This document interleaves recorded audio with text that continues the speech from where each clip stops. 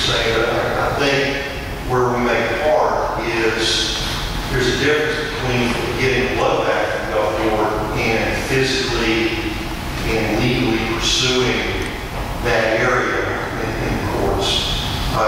We don't, I mean, show it in the pink doesn't mean we have to go take it.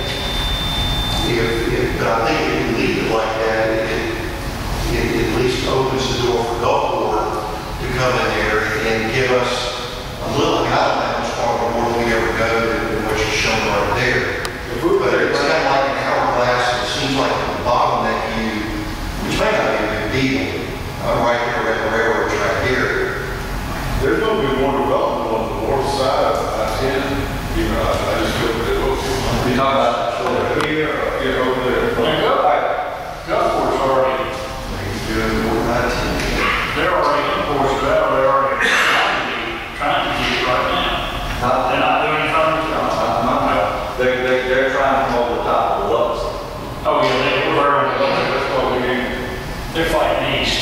Yeah, they're fighting. I'm just saying the fight Gulfport on that, but I don't want to show that we're not interested. Let me comment on that, if I may.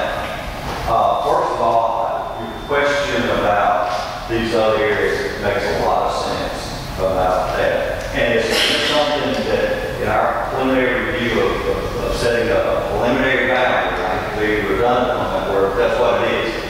But because of the distance to go from here to the interstate and really to get to some of the crucial development to the interstate and north of the interstate, we felt like we would sort of trim some of the fat, so to speak, that was maybe a little less desirable than getting up here. As you saw with the proportional circle, we had about 10.6 in the city. This is 9. So like I said, almost doubles the footprint of the city. So this was not included in our preliminary boundary because of some of the constraints that it has. Additionally, it was, as you mentioned, about our neighbors to the east and the west. It was also designed to have minimal blowback or to impact them, minimize opposition. And also, just because if we don't study this, that doesn't open the door for anyone, period. And because if Gulfport adopted an ordinance, this city could adopt an ordinance, and they would both go to the courthouse together. It doesn't bow out Long Beach in any way at all. What the effort to do here was to do the most streamlined and cost-effective boundary that we could, and sort of still take the path of least resistance, but with the biggest return. And that's how this boundary came into play.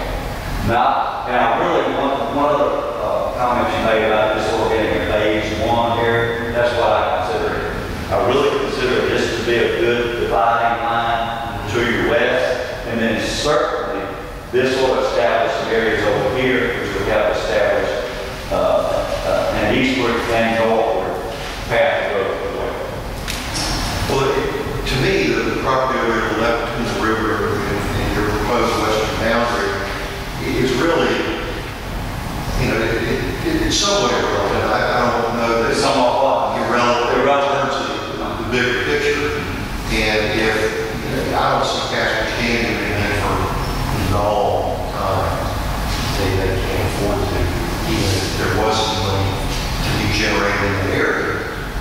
So I'm less concerned about that. I just agree with Mr. Punchett that that seemed to be a logical boundary line.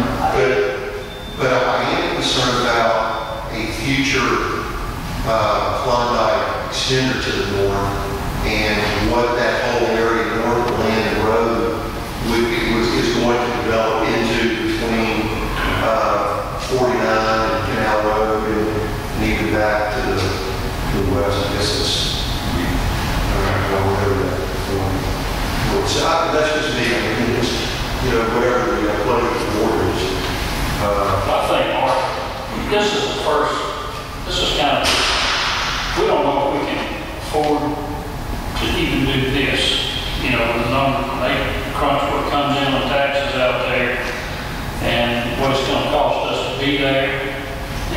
be like, the existing city can't afford it. We don't know. This is a study just to kind of see if we can invite this. We looked at a number, Mayor, I don't know where the number came from, but I don't recall if it went north of I-10 or south of I-10. You may even want to get us a good long time ago. I thought we talked about a number of what all that would generate in terms of revenue. He had it back then, that's before, good way before the hurricane. I mean, it's probably 8 years ago, 9. Now, this down here in the lower left-hand corner, that I assume picks up part of the industrial water. That little light, right at the very bottom, is the north edge. Oh, okay, so it's, yeah, okay, because that's out on SD and. Okay. That is the white area right there is what we're working on right now. What I've been looking at. And that With the makes businesses- sense, city to get that. With the businesses in Dublin that exist in the industrial park right now, I think we talk about a number about $288,000 a year that it would generate just from that, where of course it's taxed differently in what appears to be 6, 7, 8 times larger. And I really think we should, we can pull, if this is something y'all have in work right now, we should pull the assessed value on this and do that calculation for revenues, because once it's in the city, then that would be a part of the overall kitty that can be utilized to provide all services. At least about 1/4 square mile. Mike, let me ask you this, on this block area 36, down here where they have all the roads, is that where the tank station is located? Are you talking about section 36? A little bit south of that. Yeah, that little white, that's the native area. That is the area. Why aren't we taking in that area? I mean, there's a lot of children that go off schools that live beside there. So why don't we consider taking that area in as well? I mean, that was a little bit less of it. One of the reasons we want to, on the swingway boundary here, is minimize that's going to the east as much as possible, especially with the floodplain and floodway. This could be included if you want to come right up to Gulfport, we could. Pick up that whole new subdivision. That's right. Where does the Marriott apartment complex fall into this? The one that- On your presentation, you showed no apartment complex or anything in here. How does this Marriott complex, is it because we've already got it on a commercial zone? The new one's already, That little piece of green is. the new one's already annexed. Yeah, it's already in the city. That's why it was on part of. That's right. Okay. Yeah. I know you can't mention apartment complexes, but we're zero, and I was wondering why. I think all the rest of it, there is no apartments in the duplex. You know, it's all single family. Those numbers will for the study area alone. Mike, you understand, what you're going at as far as all these kids that go to schools, live there? And let me say this about school, and I will say this about school, is that in Mississippi, annexation does not impact school boundaries. If you were studying areas outside of your separate school district, it doesn't change the boundary, impact it. That's a couple of facilities. They release the kids that won't come here, they release them, but that's their school district. And this up here, 10, where West Harrison is, you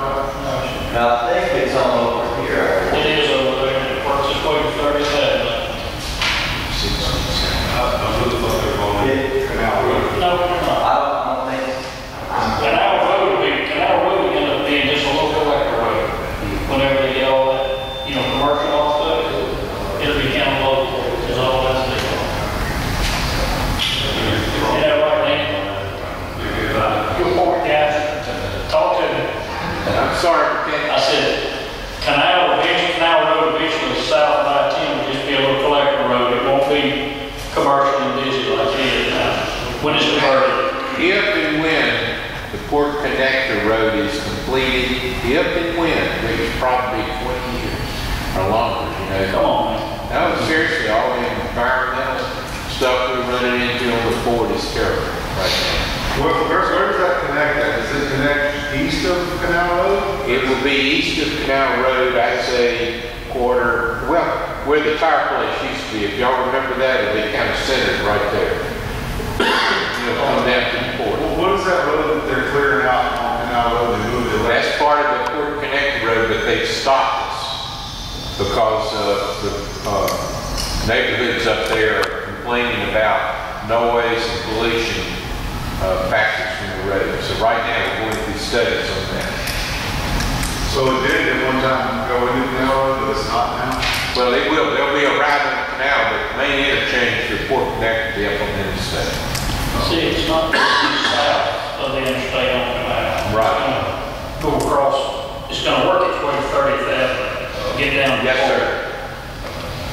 That's why. They're going to build the northern port first. There's you, what they all do. Right. All right, y'all have any more questions for Mr. Slaughter at this time? This is not his last visit with us, it's just his preliminary. Is there something else you want to give him to think about?